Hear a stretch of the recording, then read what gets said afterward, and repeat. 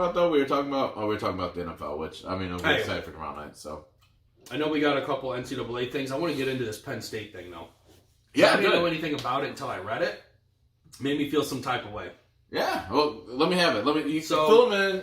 Let me have it. Let's hear it. So CB puts you shadow boxing? Oh man, he's getting ready. Motherfucker. Once Proficient Fans gets big and we have our office with our ice machine and all of that, yeah. I want to put one of them punching bags. Oh man, you punch it, you get a high score. Shit. I stretch out every day for that one. I don't need to stretch out to beat you in that. Oh, that's cute. That's twice now you've said adorable and cute. Every time you say that, I know that deep down, that's your defense mechanism. That's when I know you're really worried. Oh man, he goes, oh, that's adorable. And deep down, I know you're really shitting your pants. You're just shitting your pants. Never. That's what I would say if I shit my pants. Never, no. No, you want to know what I've actually been thinking about? I was like, it'd be fun once we're able to... once we get our office? Once we're able to get out of this, as far as we're actually getting paid to do this kind of stuff, is I want to do challenges. Yeah. You know what I mean? Where we can dedicate, a month of, hey, we're going to go compete and whatever. You know what I mean? Dude, only 983 followers to go before we can monetize. Let's go, team. Let's go, team. Get us to a Grizzy. Let's go. Get us to the Grizzy. Let's go. Oh, that's what's up. Well, that means we got to put out great content, so let's make this happen. Penn State, tell me about it, man. Talk to me. I mean, I put the note in because I caught it, but I mean, let's hear it. I want to hear what you had to say, because I was, I feel like I found two great topics this week to fucking really sink our teeth into, So, defensive back for Penn State, his name is Johnathan Sutherland. And he has dreads. Shoulder-length dreads. Black kid, and only reason I feel the need to say that is because when I get into the letter of intent, I personally feel like there is some direction behind it. So I know we usually don't talk color, but I truly believe I have a personal we always assume we always know that if you're talking about a great player, he's black. So I mean, let's just Larry Bird. Magic Johnson. I'm just saying. I'm just saying, you got a white guy. Tell you what. When one of your black athletes become the logo of the league, then you can come at me. Okay? There you go. But you're Okinawan, so you don't get anything. So we're back to the Hong Kong shit. I'm Japanese. Completely different countries. So anyways, racism is what we're getting at with this Penn State. Longest story ever. All right, here we go. Don't interrupt me. Johnathan Sutherland, defensive back for Penn State. There is an alumni of Penn State that writes a letter to the university. I don't know if it was to the university or if it was directly to the student, but basically, I'm going to sum it up. It basically told the coach that the alumni wishes that this student would cut his hair. It looks trashy, ugly, unprofessional. Here, let's just read it because you want to read it? I was actually hoping that you had it pulled up because I didn't want to read. Okay, so dear Jonathan, my wife and I are proud, older graduates of Penn State. We follow all Penn State sports: football, wrestling, volleyball, gymnastics, basketball. We love it all. I played the sport. I played all sports in my younger days. Still have full court basketball up until still played full court basketball up into my 50s. Loved the competition, but never had the size nor talent to reach your level, though the desire was there. Though the athletes of today are certainly superior to those of my day, we miss the clean-cut young men and women from those days. Watching the Idaho game on TV, we just couldn't help but notice, awful hair. Surely there must be mirrors in the locker room. Don't you have parents or a girlfriend who would have told you the shoulder-length dreadlocks look disgusting and are certainly not attractive? So, this whole, this guy's a wordsmith. I can tell. He wrote up the fucking TPS reports of what was going to go on for the fucking week at work. I can see this now. Let's see here. We congratulate you on your game. against Pitt, but you need to remember you represent all Penn State Staters, both current and those alumni from years past. We welcome the reappearance of the dress codes for athletes. We certainly will be. Oh, see here. Excuse me. You will certainly be playing on Sunday in the future, but we have stopped watching the NFL due to the disgusting tattoos, awful hair, and immature antics in the end zone. Players should act as if they've been there before. For the glory, Dave Peterson. That's what he said. That's what the fuck he said. He thought he's going to be able to comp away his way out of this fucking racism, is what I read. Dear Blackie, I remember the good old days. It was just us whites playing the game, and you darkies couldn't play. We never had to worry about fucking long dreadlock hair because we had a dress code where you wore a suit. Because that was the way of the day of the past. Mm-hmm. That's the way I read it.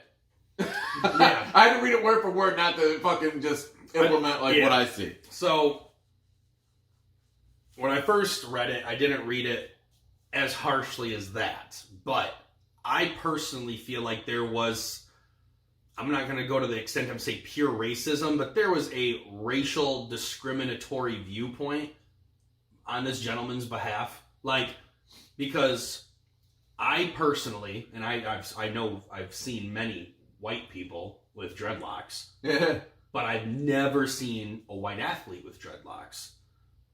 And the fact that he's just basically saying ugly hair, like, you know, like obviously, I feel like it's still a racial viewpoint.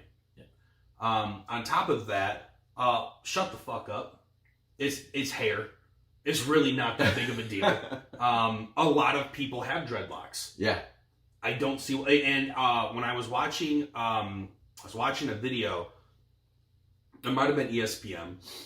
There was also, they reached out and they questioned this Dave Peterson guy. And it wasn't in this article, but he went on to say, I don't want my school's athletes looking like those boys from Florida or down in Florida, like Miami and Florida State. They were all black. So he went to like a school with predominantly black athletes, who typically, most of those dudes do have dreads. They got a lot of dreads down there in Florida. Yeah. But like, you're basically just saying, I don't want to look like them Florida boys. It's just a hairstyle. Like, I don't see what the big deal is. I really don't. Now, on top of that, the head coach of Penn State. I knew I liked this dude from the beginning. Yeah. Before this, he was Franklin. I can't think of his first name. Hold on. James Franklin. There you go. So he goes on, and he talks about how this student is a dean's list student. Yeah. He's a captain on the team. He's just a class act, super smart, intelligent. I don't think he's class act. And then the coach even said, I would be honored if any of my girls, like his children, his daughters, would grow older to marry a man just like him. Like, I love the fact that this coach went to bat for his player. Like, you always back. I mean, these are still kids. Yes, they're young adults. No. But I mean, even looking back when I was in college, like I was still very immature, still young, still learning, still growing. Like, you have to protect them. Like, they're playing for a school, getting an education. They're not getting paid to go out there and play yet. Yeah, right. And the point being is for people to just attack these students. For first of all, some of these kids are still forming an identity, figuring out who they are as people. Yeah. And to then cut them down and say, you look ridiculous by my standards, you need to cut your hair. Culture, and first off, it's culturally insensitive. Agreed. Real quick, about the age thing. Channing asked, like, when was I last a kid? I was like, last Sunday. I turned, not a kid, December, 10th, 1995. And he goes, And he realized how long that was ago. And I was just like, but I didn't act like an adult. I was like, until way later. And, like, these guys are just learning. I mean, like, it's the way I look at, like, when I send my kids out to school, right? I buy the clothes. I used to lay them out for them. And then, like, they come downstairs looking completely different. And, me and Tara and I, at first we were like, no, you gotta wear what we fucking put out. But then I just, I realized something, I'm like, they're fucking kids. They have a whole lifetime of having to dress a specific way. Wear what you want. Fuck it. Look crazy. Like, if somebody makes fun of you, you'll learn from it. If nobody makes fun of you, then fuck it.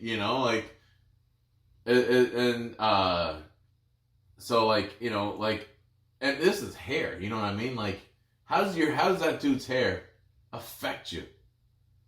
Like, I realize that when I get older, once again, we're getting back to the fucking, older thing. I was just like, I hope that I never think that way. Because, like, I think about music in general, you know what I mean? Like, a lot of people, a lot of music lovers that are my age don't like a lot of the new rap music. And I'm like, yeah, it's not bad. Shit, I get hype about a lot of the new shit. Mm-hmm. I got iTunes. Every fucking Friday, I wake up going, what new music's out today? Sure. And that's the way, I hope that I don't age like Dave Peterson does and still think that the way of my days past are the way that it needs to be. Right. Once again, and that made me think about mm-hmm. You and me, because, like, the age difference between you and me, and I was just like, you would think typically you and I'd have different opinions. But I mean, I've evolved, and you're like the evolution of what, where I started. You dig what I'm saying? Mm-hmm. So I don't know. That was just something I just kind of thought of, like, during this whole fucking week. And there's a lot of this kind of really struck a chord. That's all. No, for sure. I mean, we'll kind of wrap it up. I just feel like one of the things that bothers me most is there are so many athletes that play the game of football on the collegiate and professional level that have dreads. Like, you should have known this is a thing. You think of some professions where somebody may have gauges or piercings or crazy hair, and they're the only one in their profession doing it, so it does set them apart. Yeah. And I told the girl sure, not to tattoo her neck because I was like, you don't know what you're going to do with mine. Yeah, so I mean, that was stupid of me. I get that. But dreads, like, on a football field especially. And you even said, you're getting ready to go play in the NFL. Yeah, you obviously acknowledge that he's good and that he has potential to go to the next level, which is, let's be honest. He got 15 tackles already this year. Maybe like 6 people from the roster. Mm-hmm. Maybe a year go to a professional level. Maybe. Yeah. And that's only in Power 5 conference teams, and that's not even all teams. Yeah. And then you want to bring him down for something stupid. Ignorance. I like the tweet that he sent out, though. Did you see that? Oh yeah! Oh man, I meant to have that I got loaded. Right. Thank you. It said, yesterday I received a letter by an alumni from the Pennsylvania State University who felt the need to share his degrading opinions in regards to my hair and what it stands for.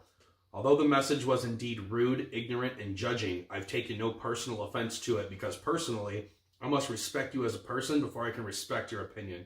At the end of the day, without an apology needed, I forgive this individual because I'm nowhere close to being perfect, and I expect God to forgive me for all the wrong that I've done in my life.